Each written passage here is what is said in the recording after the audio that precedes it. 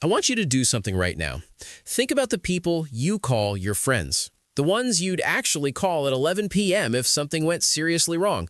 Not to hang out, not to grab food, to actually talk. To say, I'm not okay and I need someone right now.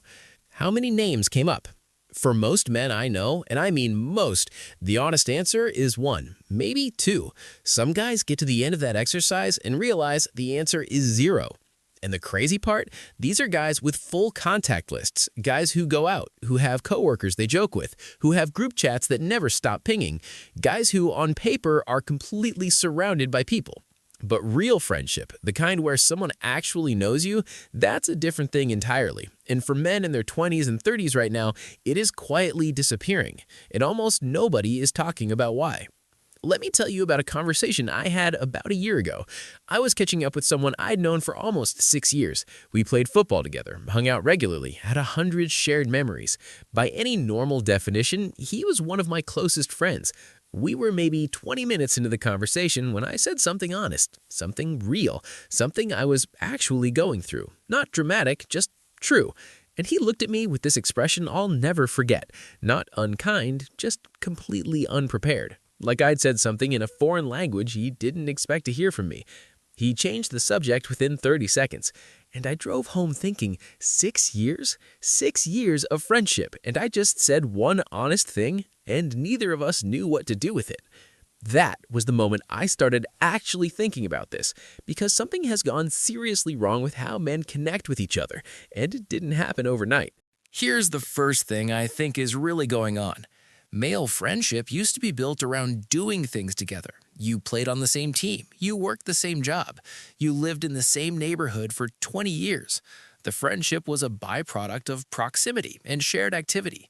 You didn't have to try, you were just around each other enough that something real developed naturally. That structure doesn't exist anymore. You finish school and everyone scatters. You change jobs every 2 or 3 years. You move cities. You work remotely. The natural containers that used to hold male friendships together have been slowly dismantled, and nobody replaced them with anything. So now you have to actually choose friendship. You have to be deliberate about it. You have to reach out, make plans, show up consistently without any external structure forcing you to. And most men, myself included for a long time, were never taught how to do that. We were taught how to be good teammates. We were never taught how to be good friends. But here's where it gets more complicated, because the structure thing is only half of it. The other half is this, and this is the part that's harder to hear. Most men are walking around with a version of themselves they show the world, and a completely different internal reality that nobody ever sees. And the gap between those two things is where the loneliness lives. You're fine. You're good. Everything's under control. That's the default answer for everything, always. And I get it. I ran that script for years because somewhere along the way, most of us picked up the idea that needing people was a weakness, that struggling was something to manage privately, that the version of you that had doubts or fears or just needed to talk something through, that version was not for public consumption. So you hide it, and then you wonder why nobody really knows you. Here's the thing about that, though.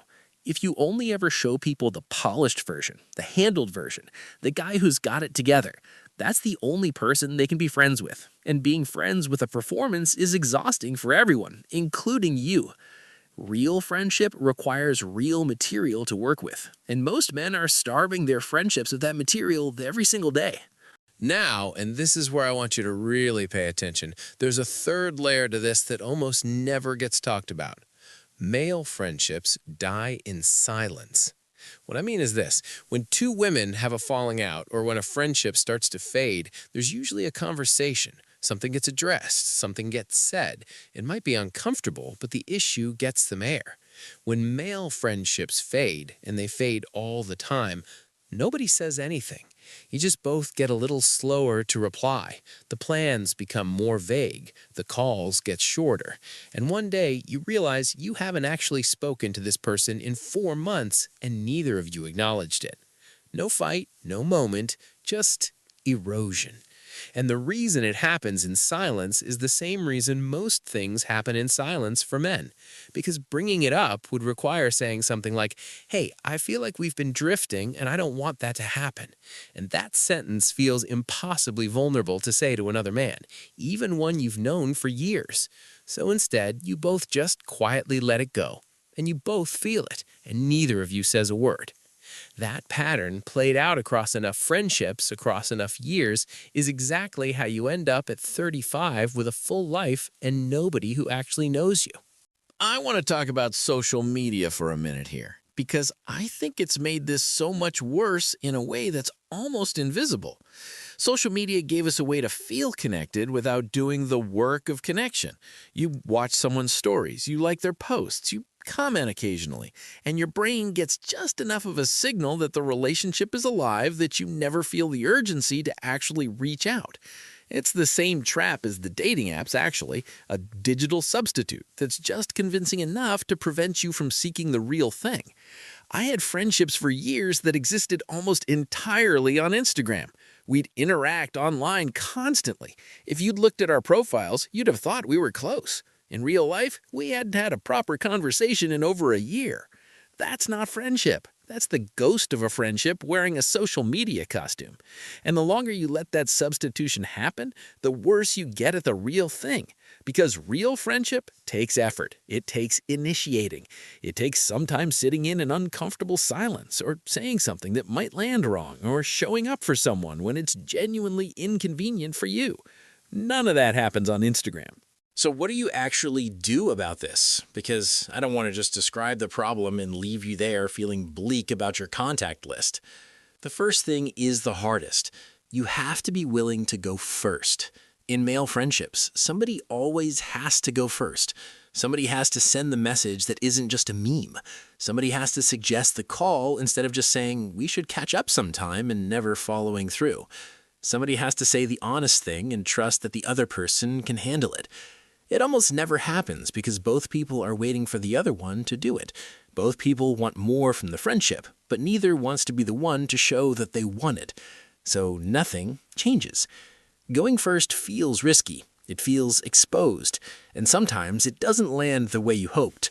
You reach out and the other person doesn't match your energy and it stings a little. But sometimes it does land. And sometimes that one honest message, that one real conversation, completely changes the texture of a friendship that's been sitting on the surface for years. You won't know until you try, and the cost of not trying is exactly the loneliness you're already feeling. The second thing is simpler, but equally important. Make the time. Physically make the time. I know that sounds obvious, but think about how you actually spend your evenings. How much of it goes to scrolling, watching things, existing in passive consumption mode, and how much of it goes toward the people you claim matter to you. For most people, and I include my past self in this, the honest answer is embarrassing. You don't need to overhaul your entire life. You just need to decide that one evening a week, or even one evening every 2 weeks, is for actually being present with someone you care about.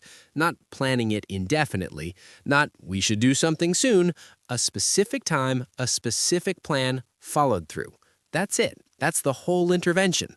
Because friendships don't survive on intention, they survive on time. And time is the one thing you're always going to feel like you don't have enough of until you decide to treat it differently. The last thing I want to say is this. If you did that exercise at the beginning of this video and the number you came up with was 0, I don't want you to feel ashamed of that. I want you to feel like that's information. It doesn't mean you're broken or unlovable or bad at relationships. It means you've been operating in a system that makes male friendship genuinely hard, doing what most men do, which is prioritizing everything else and quietly hoping connection would happen on its own. It doesn't happen on its own. It never did. But the fact that you're sitting with that question at all means something. The men who have no real friends and never ask why, those are the ones who stay stuck. You asked why. That's already different. Now, go first. Send the message. Make the plan. Say the honest thing. It will feel strange. Do it anyway.